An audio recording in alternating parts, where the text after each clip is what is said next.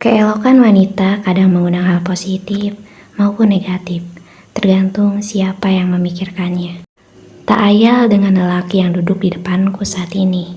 Dia menyodorkan sebuah smartphone tanpa terkunci kepadaku, dengan nada bicara yang agak sedikit memaksa.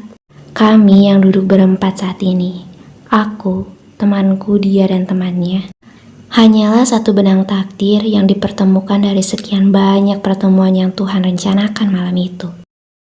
Sebuah tempat makan di tengah pusat kota dengan desain yang unik di malam minggu. Bangunannya berbentuk letter U, berlantai 2, dan dipenuhi lampu hias yang mempercantik suasana di malam itu.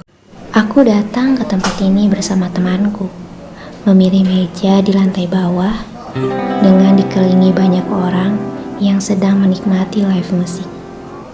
Di sana, siapapun bisa menyumbang lagu, namun aku terlalu malu untuk melakukannya. Karena jelas, suaraku agak melengking untuk dinikmati banyak orang. Memalukan. Boleh gabung?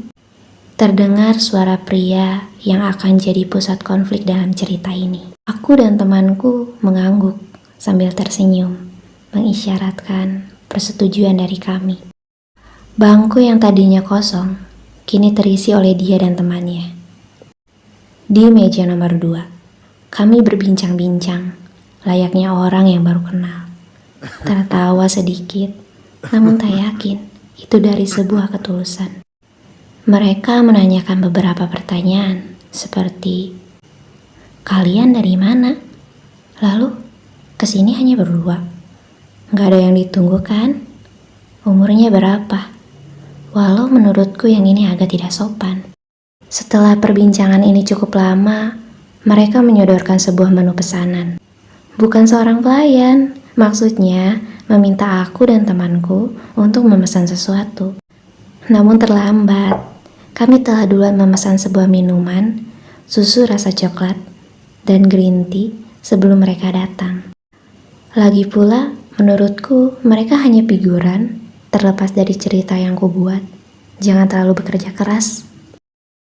Tiba-tiba temannya menawarkan kami untuk bernyanyi bersama ke depan. Menyumbang lagu seperti yang lainnya. Jujur, aku malu, namun ini terasa menantang untukku. Beberapa menit lamanya, aku terus menolak ajakannya. Karena sejujurnya memang itu yang aku rasakan. Hingga nervous ini membuat tanganku menjadi dingin untuk dikepal. Dengan pertimbangan beribu kali dan kesepakatan yang kuajukan, seperti aku tak akan banyak bernyanyi di depan, mengantar langkahku pada tempat berdirinya suara-suara tadi yang kudengar. Gugup karena malu, aku rasakan.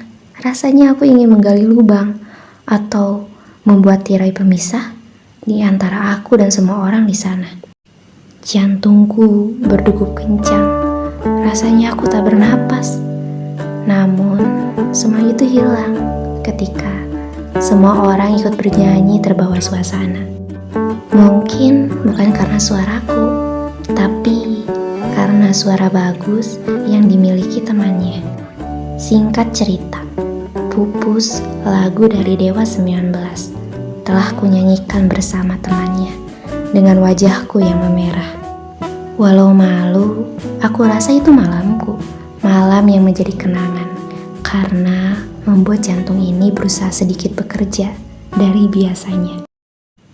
Aku kembali ke meja, menatap wajah temanku yang sedikit menertawakan. Namun, dengan mudah kulupakan itu, karena bukan ini yang ingin kusampaikan. Kita mulai berbicara kembali. Dia meminta alamat sosial mediaku. Kuberikan saja, karena bukan meminta alamat rumah. Jika iya, akan kuberikan alamat palsu, hingga yang dia temui bukan aku. Namun tak sampai di situ. Dia kembali meminta hal yang agak pribadi buatku, yaitu nomor telepon. Mungkin bagi sebagian orang itu umum, dan kadang ada yang sengaja membagikannya di sosial media. Namun bagiku, Hanyalah sekelompok lingkaran kecil yang berkepentinganlah yang bisa mendapatkannya. Dia terus meminta, walau aku tolak dengan baik. Bahkan dengan cara terang-terangan sekalipun.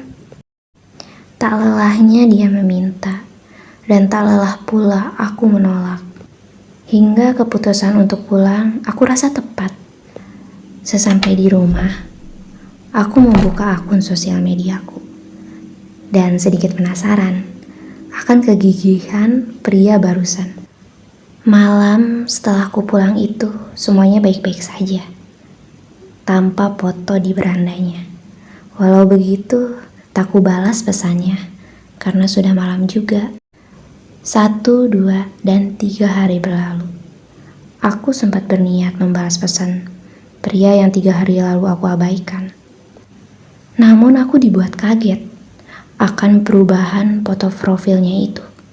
Berpasangan. Kulihat fotonya berpasangan dengan satu buah buket bunga. Gila, bulu punduku dibuat merinding. Manusia terburuk yang pernah aku temui. Aku membayangkan perilakunya yang agak sedikit memaksa kepadaku saat itu.